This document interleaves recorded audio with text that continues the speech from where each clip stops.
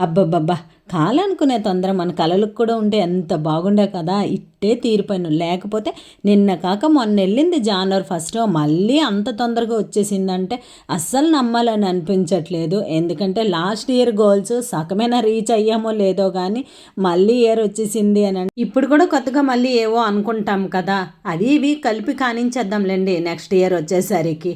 అయినా ఇవన్నీ మాట్లాడుతూ మీ అందరికీ హ్యాపీ న్యూ ఇయర్ చెప్పడమే మర్చిపోయాను కదండీ! అందరికీ హ్యాపీ న్యూ ఇయర్. ఈ సంవత్సరం అందరూ హ్యాపీగా ఉండాలని కోరుకుంటున్నాను.